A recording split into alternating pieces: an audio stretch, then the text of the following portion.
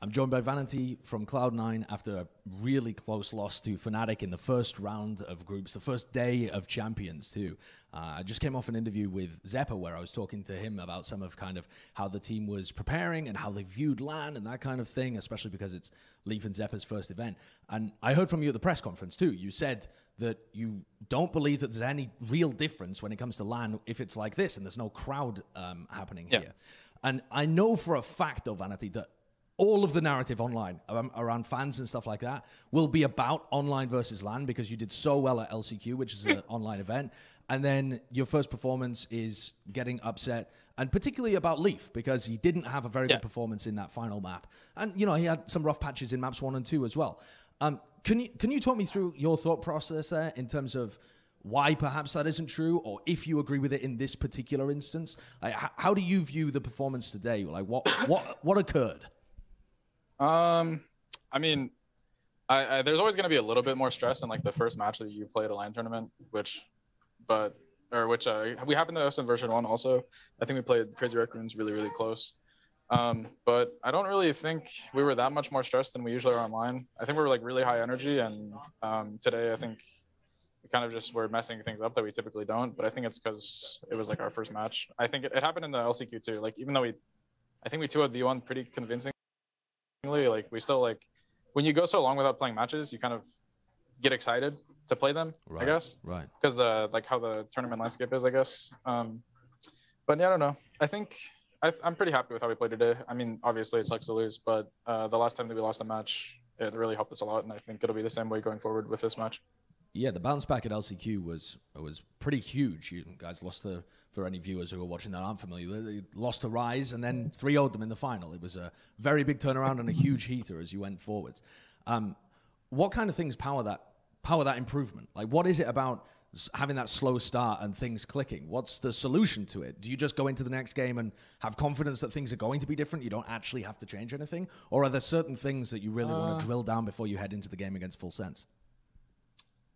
I don't think there's anything too specific that we need to drill down. Like, I think we played pretty good today. Like, we had our moments, and I think that's important to, like, point those out to people so, like, they continue to do the things. But I think, like, the biggest thing that probably we'll be doing going forward is, like, I think people need to – it's hard not to get excited, obviously, but I think we need to, like, lose at, like, 5% of our energy, and I think we'll have a lot more success going forward.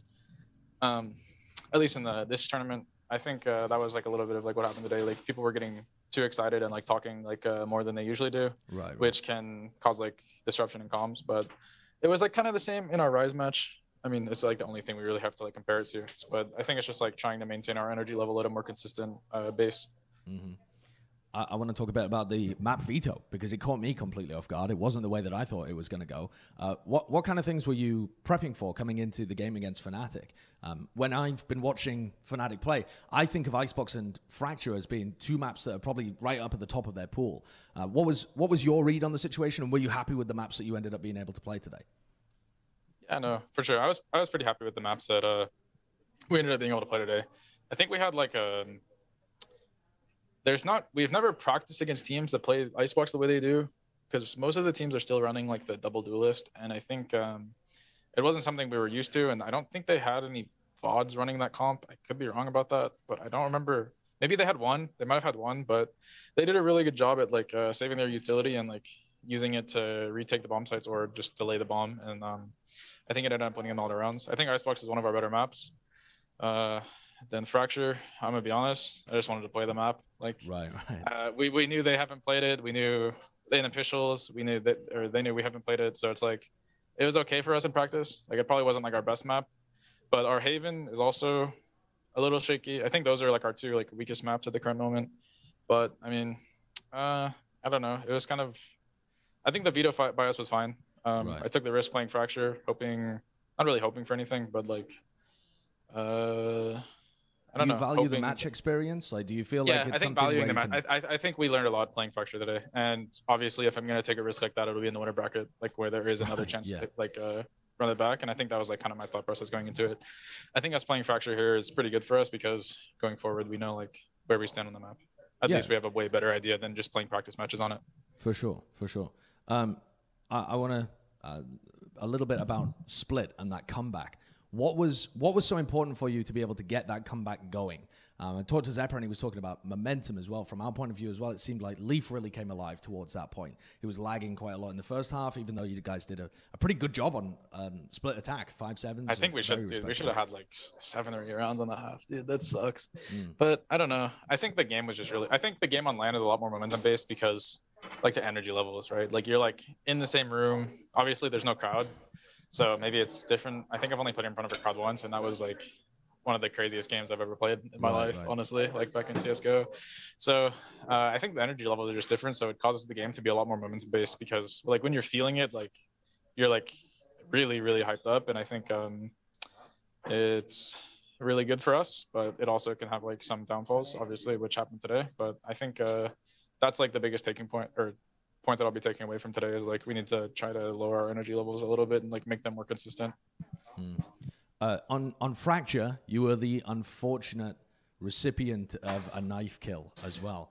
And it certainly brought back memories for me of you sneaking up behind Soulcast. It wasn't the same level of him whiffing and you still being able to get the kill. That didn't happen in that instance. You were like alone in a 1v2 or something.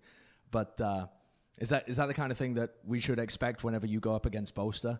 This light-hearted rivalry. It certainly seemed in the press conference like you were flying barbs back and forth in good jest. Yeah, I mean, I think we're really good. I think we're friends, like pretty good friends. Like we talk relatively frequently, like not an incredible amount, but I think we have a lot of respect for each other, and I think he's a great guy.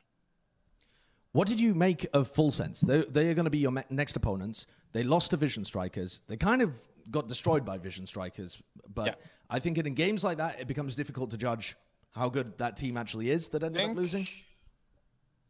Those guys can practice against Vision Strikers. I want to say that they can because I remember seeing it somewhere that they scrimmed against. They have occasionally, yes. Yeah. Occasionally. So I think it's always easier to play against teams that you've played in practice before, whether that's the case for Vision Strikers playing that well or Full Sense. So it's hard to get like a full like judgment on them. But I think myself and our coaches watched a decent amount of their VODs in the LCQ because they were one of the teams that used KO really, really well. Yeah. I think they shied away from it here, but I mean, I think they're a pretty good team. But I think we have a good chance going into the match. Okay. Well, best of luck for that one. I hope to see things continue, and I'm looking forward to the bounce back a la LCQ. Good luck for your future games, Vanity. Thank you for the interview. Yeah, thank you.